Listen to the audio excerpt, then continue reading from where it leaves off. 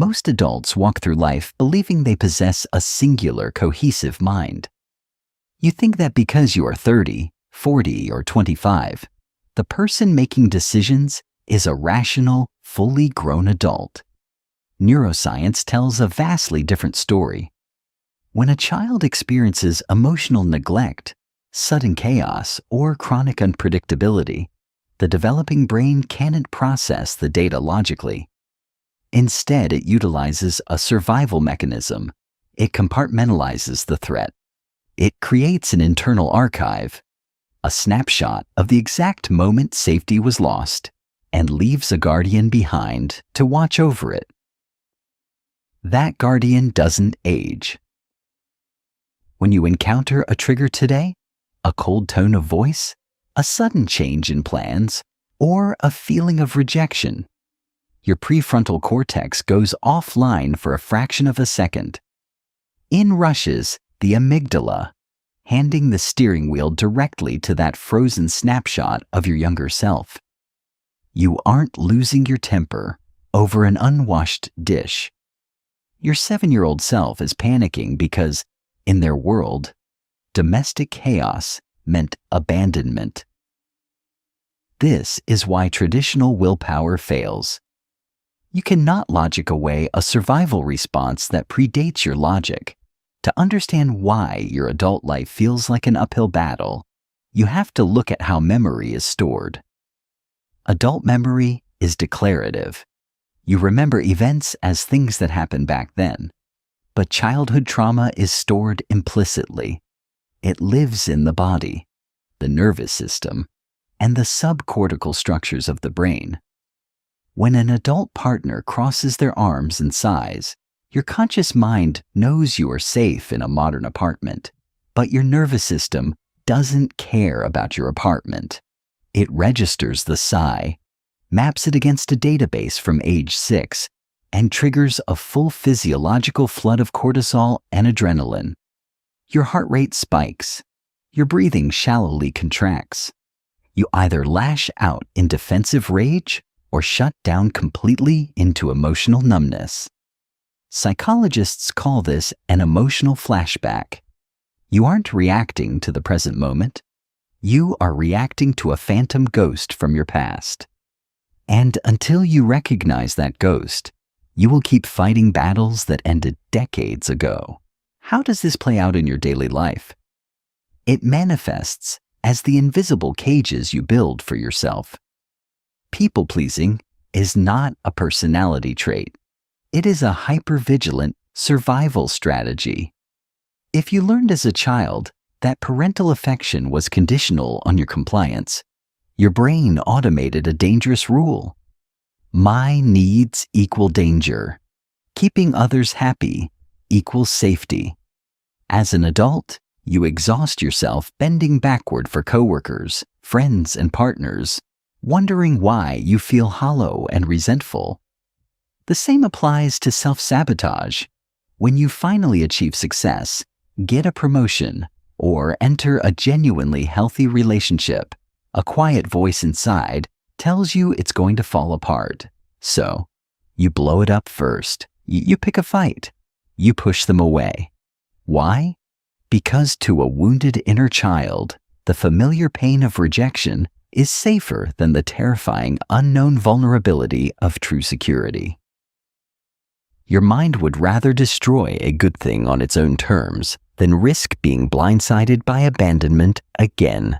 Once the amygdala hijack becomes your default operating system, it bleeds directly into how you choose and interact with the people around you. This is the stage where the inner child stops just defending itself. It starts actively recreating the past. Psychologists call this repetition compulsion. If your primary emotional environment growing up was unpredictable, critical, or emotionally cold, your developing brain formed a distorted template. Familiarity equals safety, even if that familiarity is painful. As an adult, this creates a bizarre psychological paradox. When you meet someone who is genuinely stable, kind, and emotionally available, Your nervous system experiences it not as relief, but as a threat. Because peace is unfamiliar, your body reads it as a trap. You feel bored. You feel an inexplicable urge to pull away. Conversely, when you encounter someone who mirrors the emotional unavailability or volatility of your early caretakers, your brain lights up. You think you found chemistry. In reality, you've just found a familiar battlefield. You spend months or years trying to force this new partner to give you the validation your parents never did. You chase them. You over-explain yourself. You bend over backward, trying to prove your worth, completely blind to the fact that you are attempting to rewrite a childhood script with an actor who refuses to read the lines. Your inner child is desperately trying to win a game it lost 20 years ago, and every time you choose the familiar storm over unfamiliar peace, the wound deepens. If you still believe that an unhealed inner child is just a mental issue or a phase you can simply get over, look at what is happening beneath your skin. Trauma does not just live in your memories, it lives in your tissue. When your inner child is trapped in a perpetual state of hypervigilance, your adrenal glands never receive the signal to stand down. Day after day, year after year, your system is flooded with microdoses of cortisol and adrenaline. Your body reacts to a stressful email, a delayed text, or a minor disagreement from your boss as if you are fleeing a predator in the wild. Over time, this chronic activation destroys your physical resilience. Neuroimmunology shows that prolonged limbic overload alters gene expression, leading to chronic inflammation, unexplained fatigue, digestive disorders, and a depleted immune system. You are literally paying for the unresolved stress of your 7-year-old self with your adult physical health. Your back aches from holding tension you don't even notice. Your chest feels tight because your nervous system is perpetually braced for a blow that never comes. You cannot out-meditate, out-diet, or hustle your way out of physical exhaustion when your body is still fighting a war from 20 years ago. Until you address the root driver, the terrified child inside keeping your alarm bells ringing, your body will continue to break down under the weight of a past. It cannot escape. So how do you actually break a loop that has been running your neurology for 20 or 30 years? How do you free yourself from the hidden child steering your life? Most people fail because they try to fight the child. They use harsh self-discipline. Why am I reacting like this? Why am I so weak? That approach is fundamentally flawed. When you attack your emotional reactions, you are simply reenacting the exact dynamic that created the wound in the first place. You are becoming the harsh authority figure your young mind had to defend itself against. True psychological liberation requires a completely different mechanism: internal reparenting.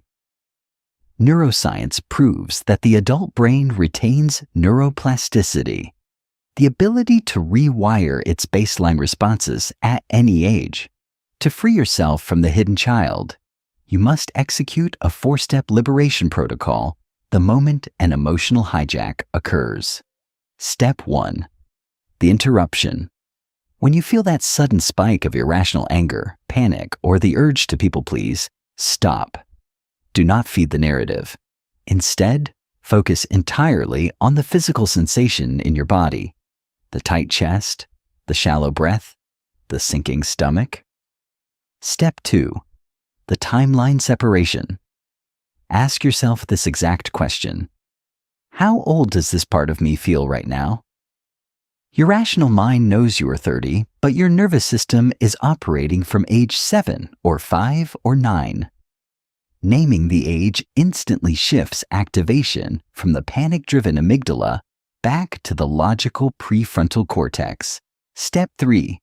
radical internal validation. Instead of judging your reaction, speak to that internal age with absolute authority and compassion. Say internally, "It makes complete sense that you are terrified right now. You were left alone to handle something too big for you, but you are safe now." Step 4. The handover. Visualize physically stepping into the past moment, taking that younger version by the hand, and pulling them into the present.